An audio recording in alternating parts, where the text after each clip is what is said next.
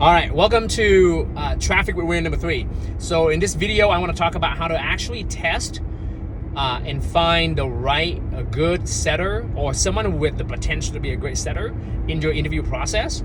And the reason why I want to talk about this is because a lot of the times people are very good at the interviewing part and presenting themselves and looking great, sounding great.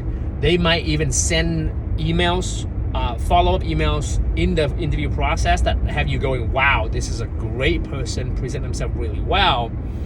But that's because they've learned that skill. They've been taught to do it. And I'm all about that. But I have avoided so many mistakes with hiring when it comes to those candidates who sound really good. Their resume might have like all of the right credentials, but when it actually comes down to the actual skill set of being a great setter, one, they either won't do it, or two, they're gonna fall short.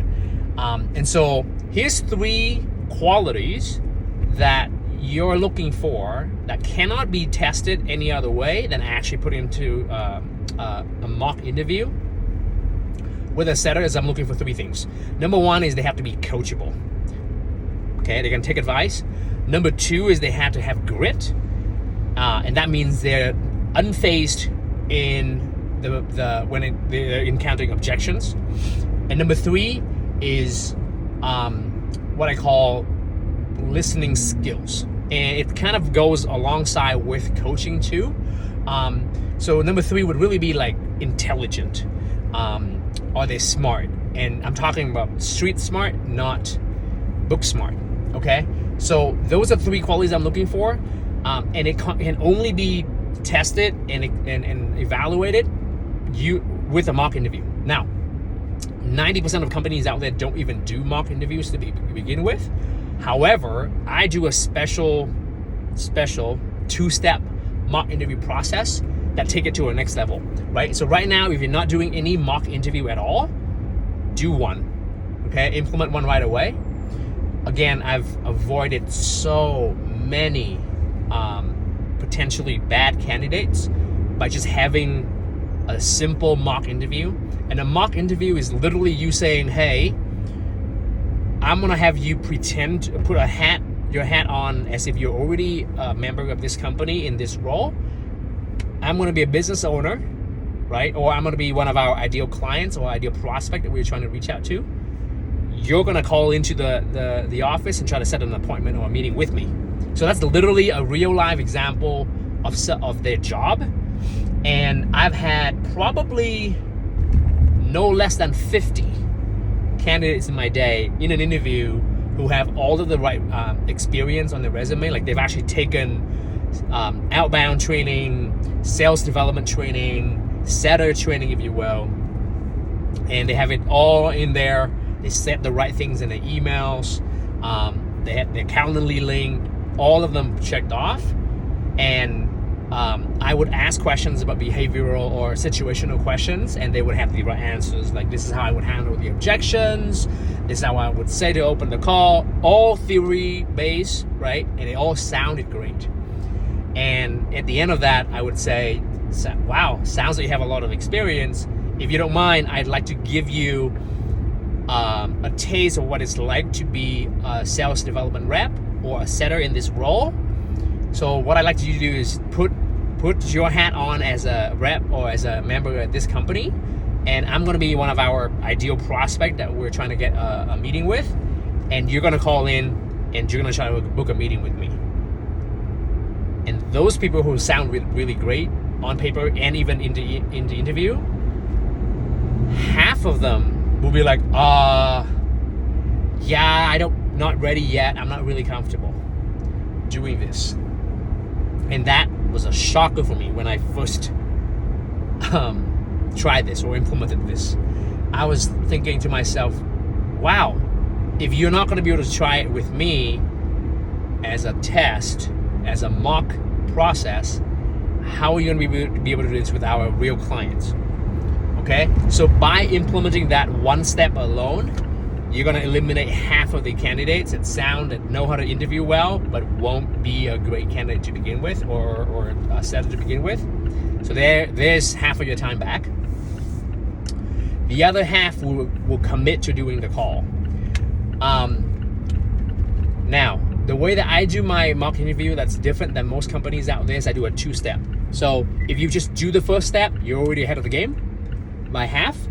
If you do both of what I'm about to tell you, you're gonna take it to a next level. So what I do is I do 2 mock interview or mock exercises in 1 call.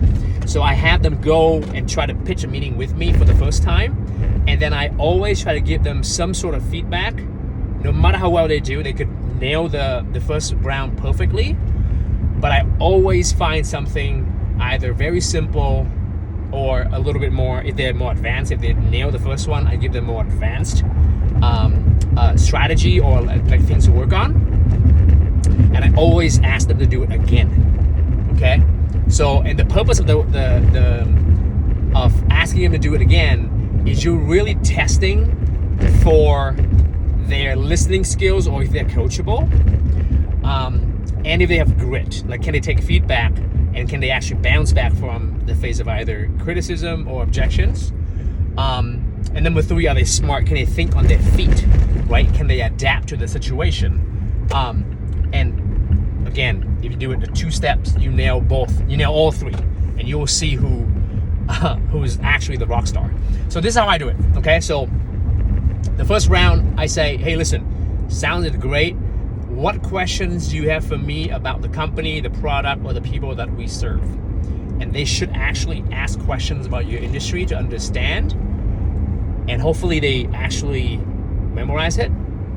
And then they're not gonna have any more questions. And I'm gonna go, hey, by the way, great, sounded like you're great, you're really smart. What I'd like you to do, if you're open to it, so I always give them an option to see if anyone's gonna step up. If they're not gonna step up because you've given them an out, move on. So you want people to actually rise up to this and be like, all right, I'm a little nervous, but I'm down to crush it if you're ready. So literally I would ask them, hey, I've already shared with you our company's vision, the people that we work with, the clients the transformation that we create, the industry that we serve. So I like you to put your hat on as if you're already a growth specialist or an account setter or a sales development rep at this company. And I'm going to be one of those perfect prospect. And I'd like you to try to book a meeting with me. And, you don't have to do it perfect. I'm not looking for perfection here. Just give it your best based on the information that you have, if you're open to it.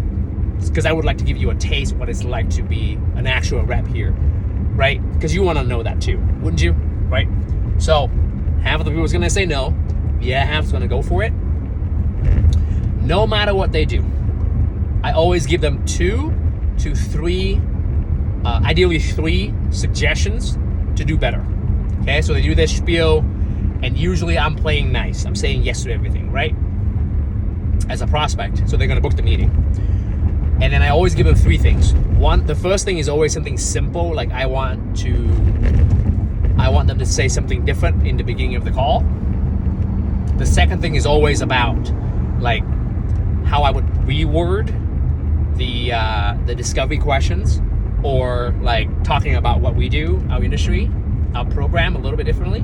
And then the third thing might be something a little bit more advanced, like, hey, try a different objection handling technique at the end, or, I would like you to actually go for a no 3 times, or I'd like you to set a specific follow-up date. So the third piece is always a little bit more advanced than the other 2.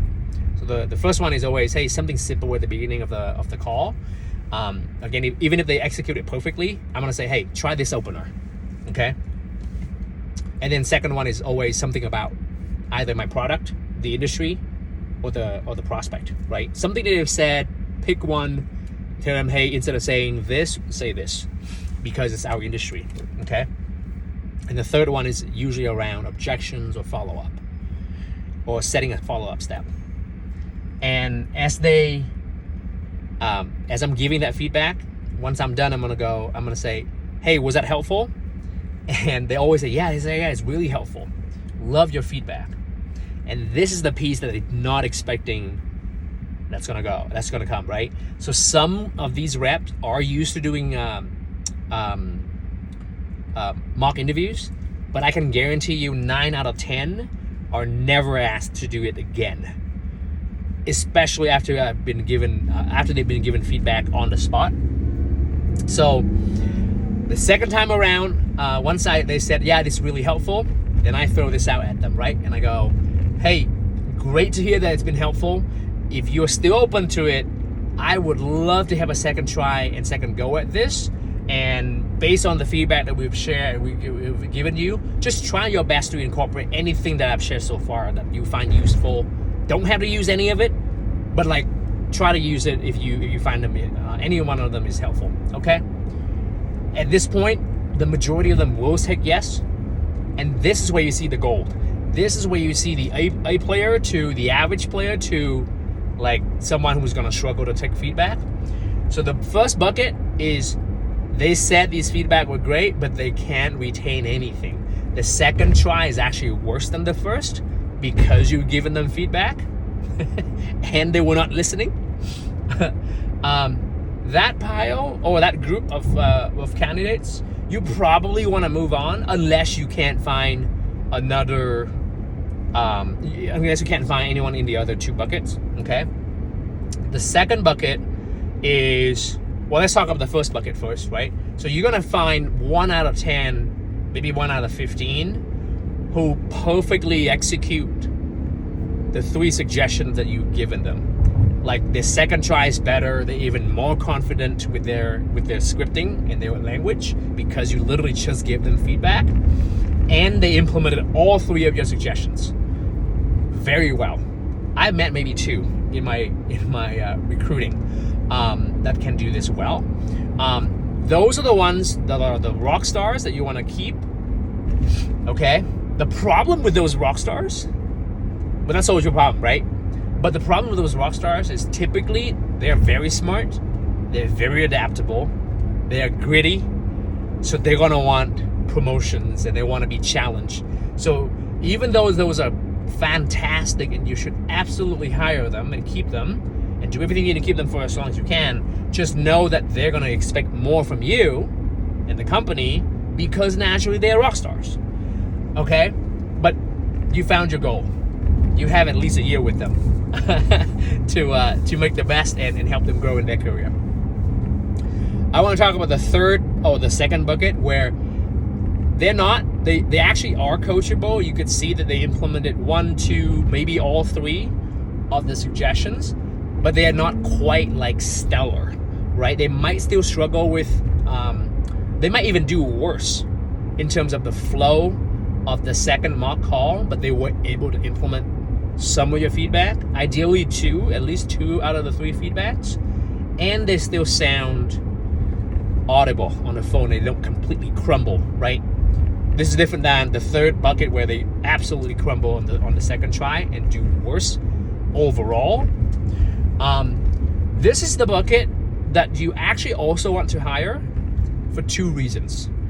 Again, so I'm talking like they can implement and you could tell that they are actually better than the first one, but they are not like completely smashing out of the park, right?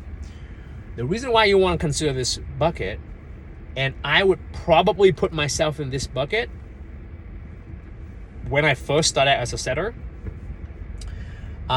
because I would probably not have been quite quick on my feet, or not as gritty as the first bucket, right? However, this is the bucket who are coachable, they're driven, they have great listening skills, but they have a deficiency and they know it. So this group, if you give them a chance, if you point out their shortcomings and help them grow, they will try way harder at this one craft than the first bucket, and 2, they will typically stay longer in the role because they have to work on some of those things. The other guys, they already know they're good. You're gonna tell them they're good.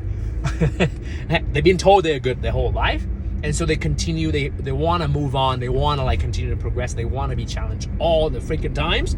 It can be exhausting at times.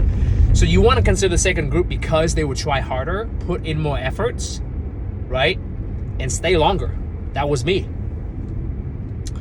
And you want your team to consist, ideally you have more than one set, right? You want your team to consist of both buckets, because it kind of balance out the energy and the longevity and the stability of the group. You can't and you don't want a whole team of just LeBron James, right? That wouldn't work for a team for very long. Then that's why, and I've met people who are like, yeah, I just want 8 players, right? If all 8 players is all we need to build a team that's going to win a championship, like we would just have all have teams of LeBron James, right? So we need kind of different energy and different style on the team. But definitely those two are the people that you want to consider. Hire one of each if you can, or hire 2 setters in the first bucket, hire 2 setters in the other buckets. Either way would work well. But that's how you find and really test your candidates.